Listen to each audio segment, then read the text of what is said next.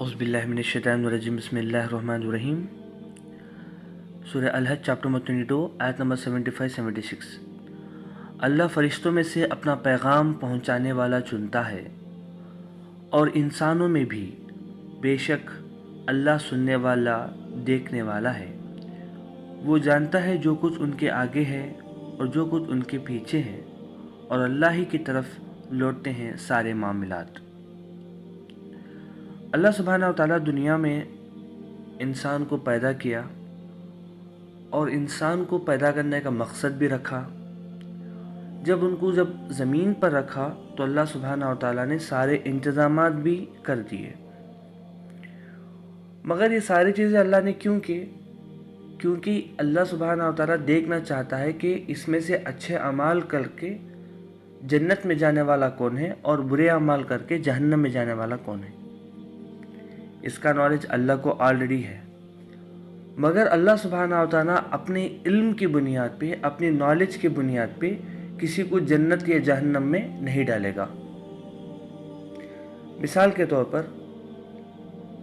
اگر ایک ٹیچر ہے جو کہ کلاس میں آتے ہیں، ان کو آلریڈی پتا ہوتا ہے کہ اس میں سے کون سا اسٹوڈنٹ اچھا پڑھتا ہے، کون سا اسٹوڈنٹ فیل ہو جائے گا، مگر ان کی نالج کی بنیاد پہ ان کو پاس یا فیل نہیں کرتے، بلکہ ان کو پورا موقع دیا جاتا ہے ایگزام لکھنے کا، اور وہ ایگزام لکھنے کے بعد ہی رزلٹ جو ہوتا ہے اسی کو مانا جاتا ہے۔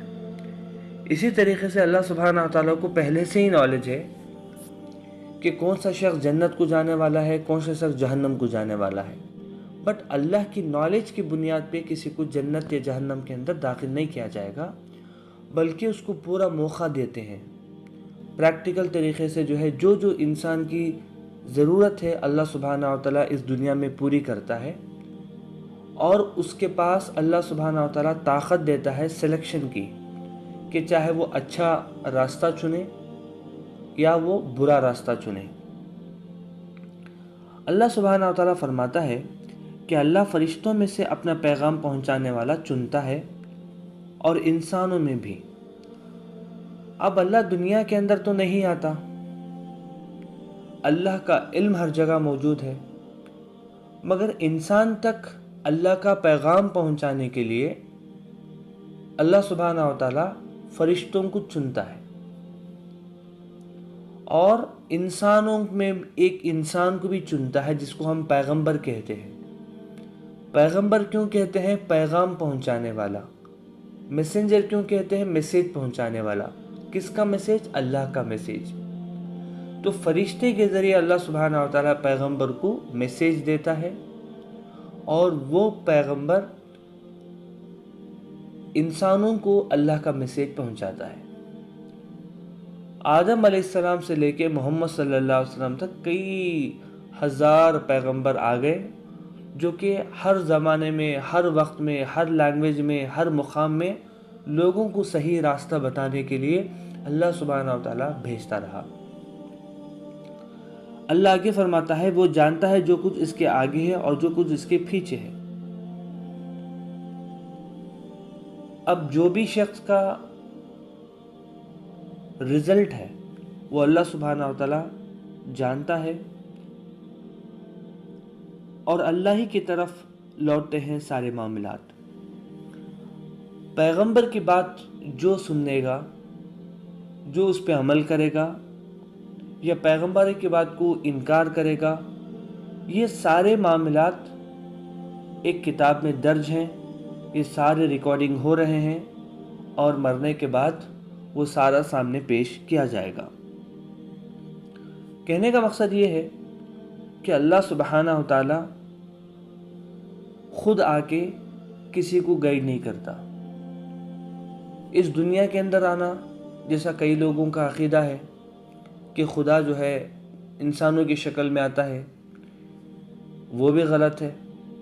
کچھ لوگ کہتے ہیں کہ خدا اپنے بیٹے کو نعوذ باللہ بھیجا ہے دنیا کے اندر۔ یہ سارے جو عقیدے ہیں اللہ سبحانہ و تعالیٰ اس آیت کے ذریعے سے ختم کرتا ہے۔